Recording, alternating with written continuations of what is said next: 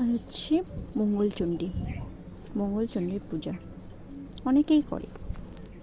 তো এদিকে মাও দেখো ঘরগুলো মোছামুছি করতে লেগেছে, আর মা ভালো মতন মানে মুছতে পারছে না, কারণ মায়ের কী বলো তো একটু হাঁটুর ব্যথা, মাজার সমস্যা তো।